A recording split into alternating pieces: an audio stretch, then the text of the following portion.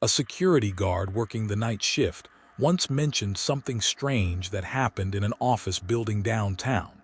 And at first it sounded like the kind of small technical glitch that happens in old buildings all the time.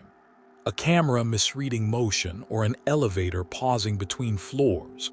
But when someone actually sat down and watched the footage from that night frame by frame, they noticed something that nobody could explain. Because the camera clearly showed a man stepping into the elevator, standing there as the doors slowly closed. And yet when the doors opened again just a few minutes later, the elevator was completely empty.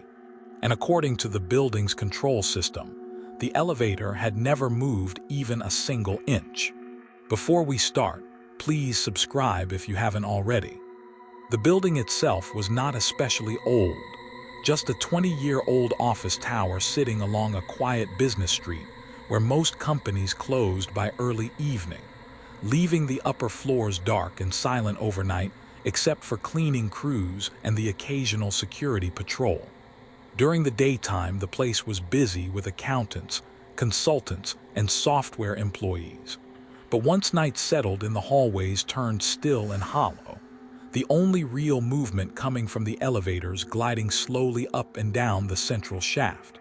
Security in the building was simple but thorough. A small desk in the lobby staffed overnight, along with cameras covering the entrances, elevators, stairwells, and parking garage. The guard working that night was a middle-aged man who had done similar work for years.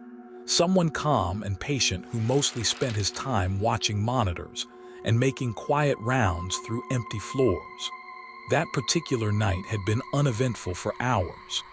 Around 11 o'clock, the last cleaning crew signed out. The lobby doors locked automatically, and the building settled into the slow, quiet rhythm it kept every night. For a while, the guard passed time the way he usually did, sipping coffee and occasionally glancing at the bank of monitors showing different parts of the building.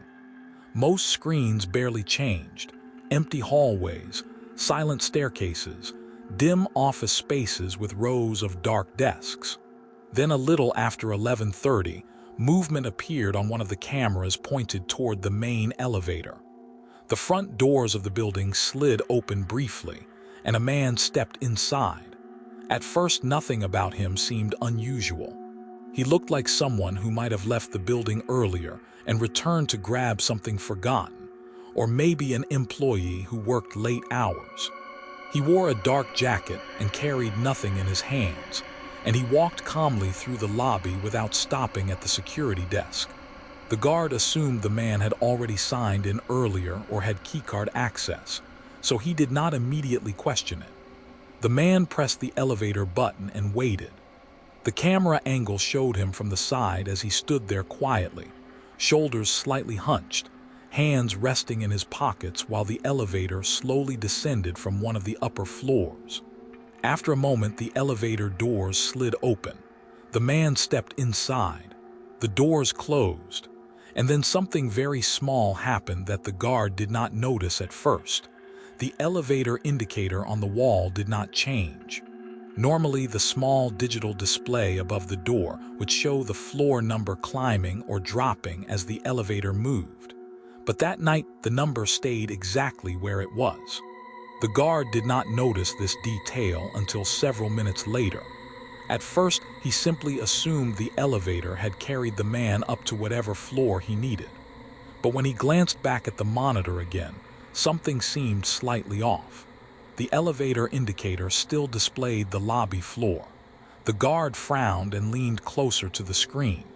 A few seconds later, the elevator doors slowly opened again, and the elevator was empty. The guard sat there staring for a moment, trying to remember if he had somehow missed the man stepping out earlier. But the camera angle was clear and unobstructed, and there had been no moment where the doors opened before. He rewound the footage. The man entered. The doors closed. The elevator never moved. And when the doors opened again, there was no one inside. At first, the guard assumed it had to be a camera timing issue.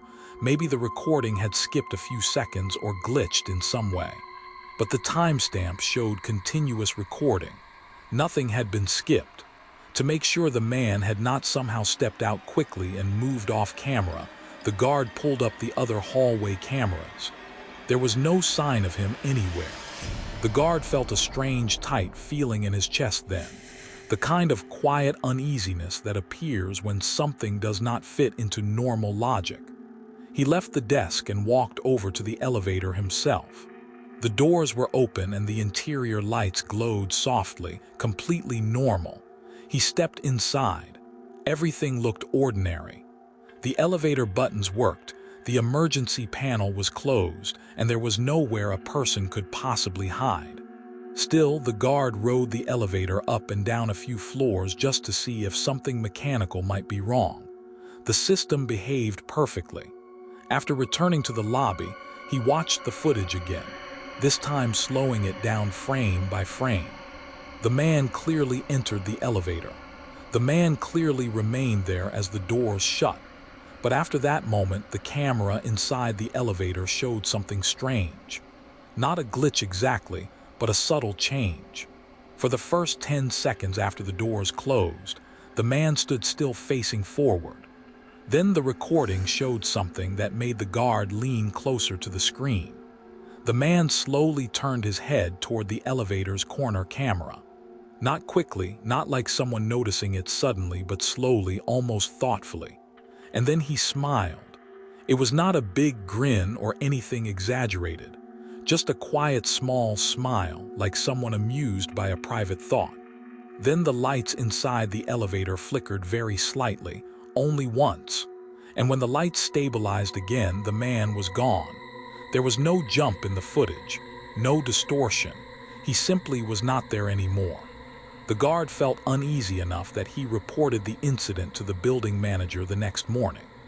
At first, the manager assumed it was some kind of editing error or camera malfunction. But when technicians reviewed the system logs, they discovered something that made the situation much stranger. According to the elevator control system, the elevator doors had closed at 11:32.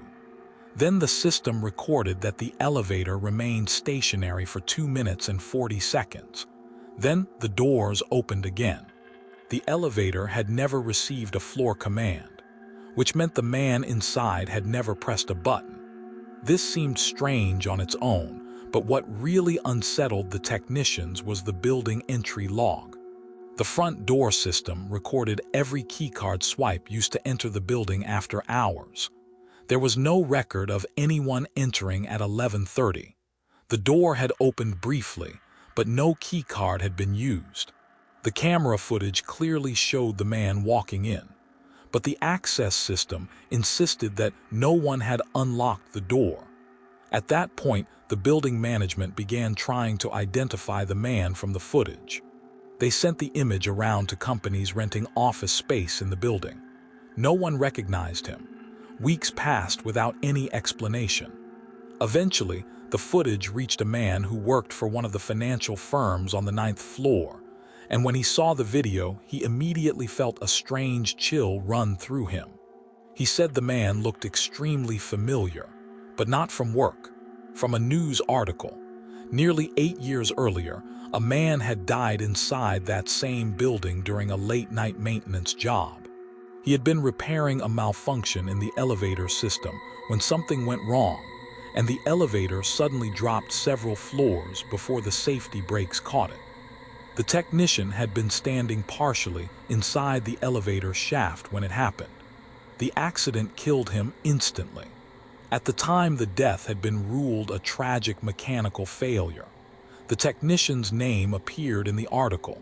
When someone compared his photograph to the man in the elevator footage, the resemblance was exact.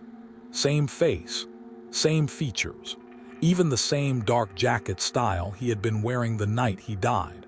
But the strangest part came when someone carefully studied the elevator camera footage again. When the man turned and looked at the camera before smiling, something could be seen behind him in the mirrored panel of the elevator wall. For just a moment, the reflection showed something that was not visible anywhere else. The reflection showed the elevator doors slightly open, And behind those doors there was no hallway, only the dark hollow of the elevator shaft. And the reflection showed the man standing at the very edge of it, balanced calmly where the floor should not have been, smiling directly at the camera as if he had been waiting a very long time for someone to finally notice him.